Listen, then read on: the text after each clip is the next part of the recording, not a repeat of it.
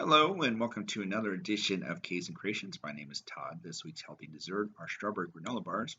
Great thing about these desserts is that they are only about 100 calories each without the glaze.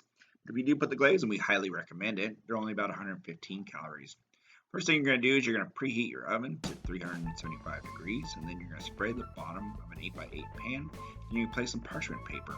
In a medium bowl, you're going to add 1 cup of rolled oats, 3/4 cups of white whole wheat flour. You can also use all-purpose flour.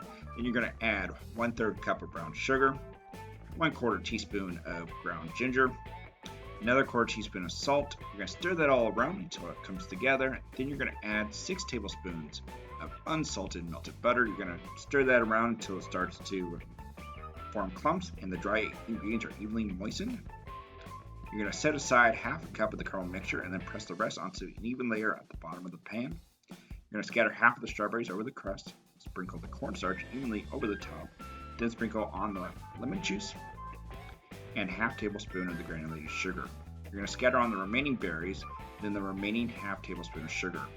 Sprinkle the preserved crumbs evenly over the top, and you're going to have some fruit showing through.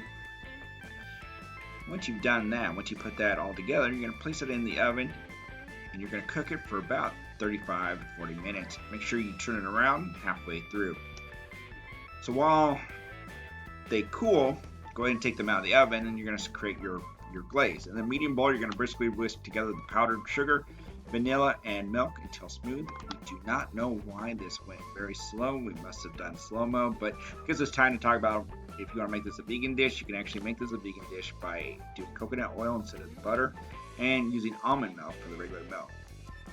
We hope you enjoyed this demo, and you're going to place the glaze right on top of the cooled, has to be completely cooled, and then you can find the recipe at plantobefit.org/blog. Thank you for attending.